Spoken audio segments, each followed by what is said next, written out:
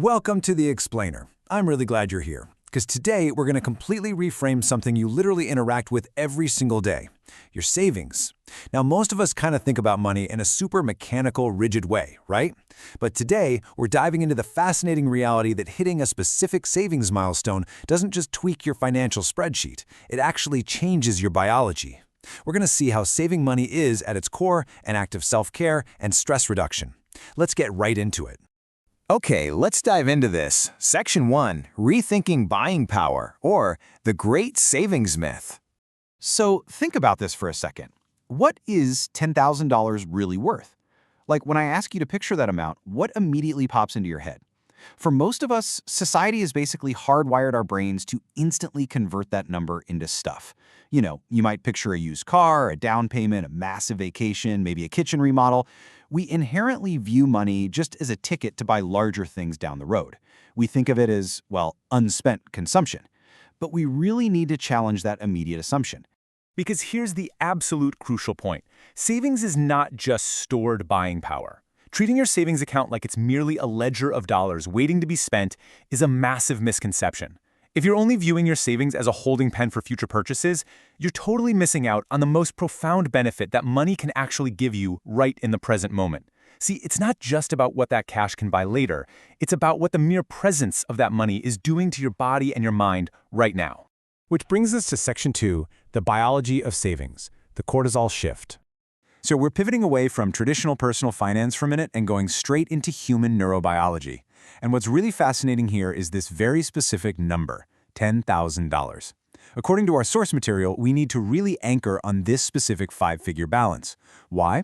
Well, because this isn't just some arbitrary goal cooked up by financial advisors. No, this is an actual biological threshold. Hitting that five-figure mark is where a massive physiological shift actually begins to happen in your body. Reaching 10 grand crosses this invisible line in our subconscious, where we go from feeling perpetually exposed to feeling profoundly protected. To understand why that happens, we gotta talk about cortisol. Cortisol is your body's primary stress hormone. It's essentially the chemical alarm system that triggers your fight or flight response. When you're living right on the financial edge, your brain perceives this constant, low-level threat to your survival. And that keeps cortisol just constantly dripping into your system. So reaching that $10,000 mark isn't about economics at all. It's actually a biological necessity for rewiring your stress. Building up that specific cushion acts like a neurological off switch. It actively lowers your cortisol levels and tells your nervous system, hey, it is safe to finally relax. Moving on to Section 3, the Emergency Fund Effect, a tale of two bank balances. And this brilliantly illustrates how this lower cortisol state completely changes how we experience the real world. Think about this contrast for a second.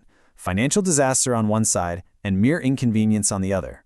Imagine a sudden, unexpected event hitting you out of nowhere. Let's say a blown transmission or a surprise medical bill.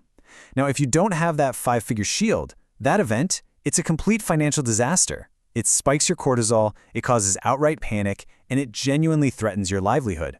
But if you have reached that $10,000 threshold, that exact same real-world event morphs into a mere inconvenience.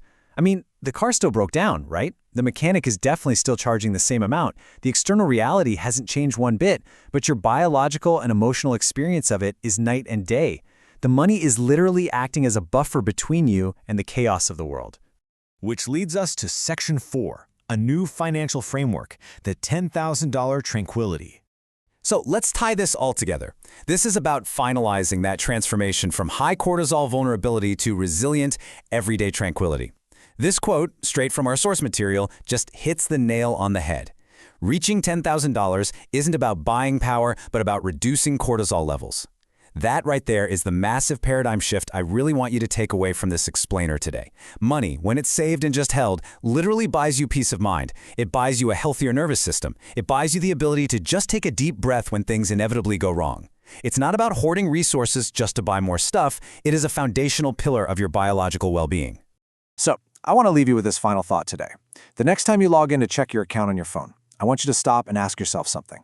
When you look at your bank balance, are you measuring dollars or are you measuring future tranquility? Are you just looking at a pile of unbought consumer goods, or are you looking at a literal prescription for a lower stress, lower cortisol life? Thank you so much for joining me for this explainer. Keep learning, keep questioning, and I truly hope you find your tranquility.